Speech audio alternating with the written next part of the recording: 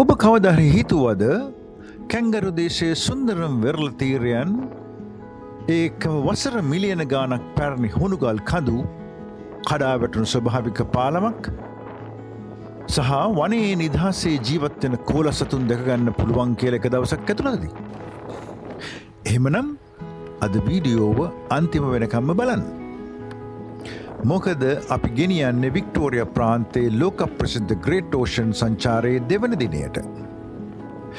ආයුබෝවන් යාළුවනේ, මේ ඔයාලගේ මිතුරා මයික්. නැවතත් අපේ චැනලයට සාදරයෙන් පිළිගන්නවා ඔයගොල්ලෝ සියලු දෙනාම.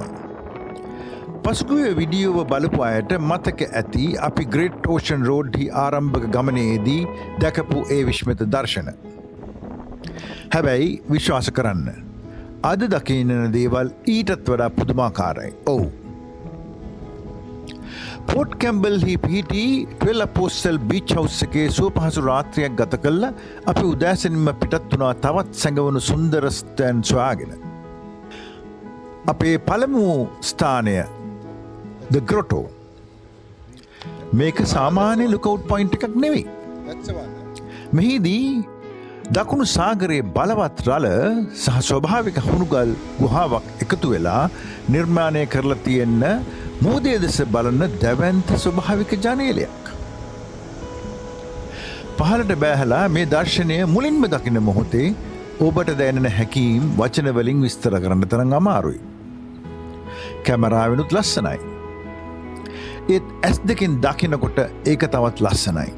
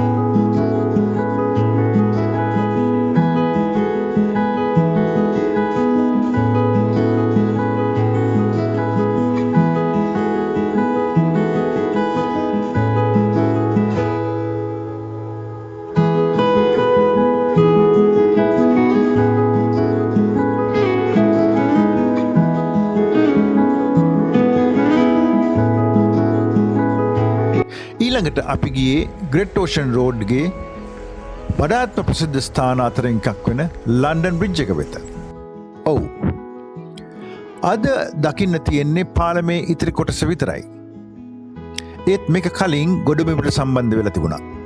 1990 දී කඩාවැටීමක් නිසා මේ ස්ථානය සංචාරකයන්ගේ වැඩිම අධධානය දිනාගන්න ස්ථානයක් වෙලා තියෙනවා. ස්වභාව ධර්මය අවුරුදු දහස් ගණනක් තිස්සේ නිර්මාණය කරන දේවල් තප්පර කීපයකින් වෙනස් කරන හැටි මෙතනදී හොඳින්ම දැක ගන්න පුළුවන්.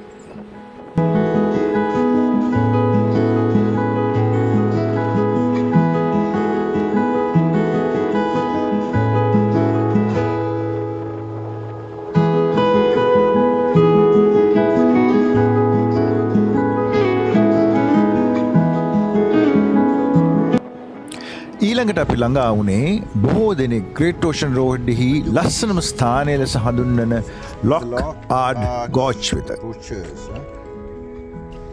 උස හුණුගල් අතරින් දිස්වන නිල් පැහැති මුහුද, පහලින් ඇසෙන රළ හඬ, වටපිටාව ඇති නිහඬ බව, මේ හැමදේම එකතු වෙලා හදන්නේ අමතක නොවන අත්දැකීමක්.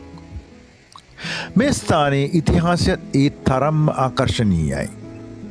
1878 දී අනතුරට ලක්වුණු ලොක් ආඩ් නෞකාවේ කතාව අදටත් මේ ප්‍රදේශය පුරා ජීවමානව පවතිනවා.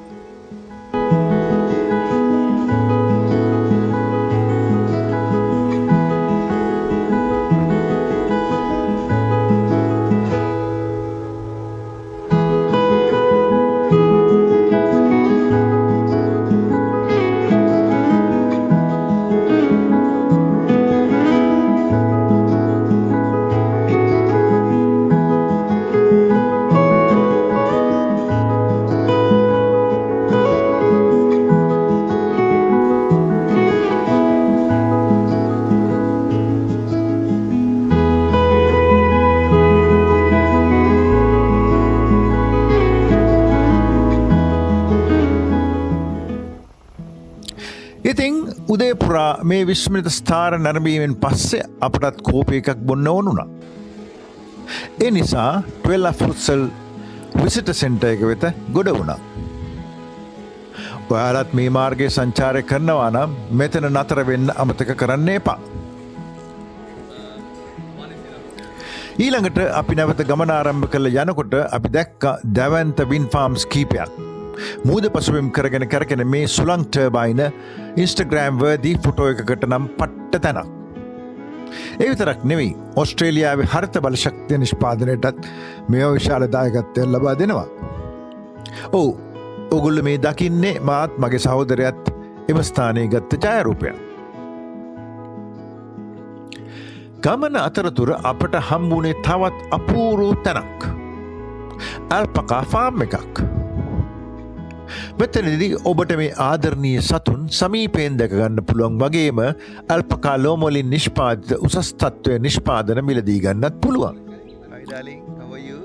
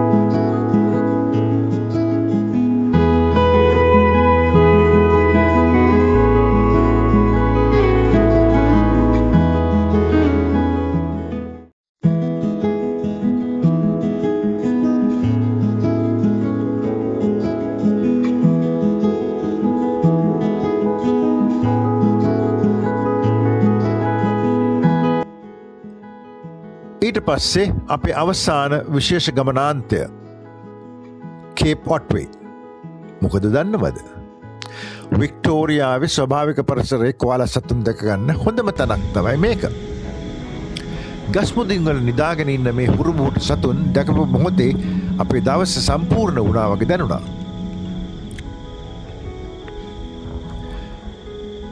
දවස අවසන් වෙන කලින් අපි කොරියානු රසයෙන් පිරුණු රාත්‍රී ආහාරයක් රස විඳලා ගෙදර බලා පිටත් වුණා. ලස්සන මතකයන්, සිය ගණනක් ඡායාරූප සහ අමතක නොවන අත්දැකීම් රැසක් සමග ග්‍රේට් ඕෂන් රෝඩ්හි දෙවන දිනයත් අවසන් කළා. ඔයාලත් මේ ගමන අපිත් එක්ක රස විඳින්න ඇති කියලා හිතනවා. වීඩියෝ ලස්සනයි නම් ලයික් එකක් දාන්න අමතක කරන්න එපා. ඒකම යාළුවොත් එක්ක ෂෙයා කරන්න. තවමත් සබස්ක්‍රයිබ් කරලා නැත්නම් සබස්ක්‍රයිබ් බටන් එක දැන් ඔබන්න. මොකද ඉදිරියේදී තවත් ලෝකයේ ලස්සනම ස්ථානවලට අපි ඔබ අරගෙන යන්න සූදානම්. එහෙනම් ඊළඟ සංචාරයෙන් හමු වෙමු. මම මයික්. පරසමෙන් ඉන්න. අයුබෝවන්. අඩියොස්.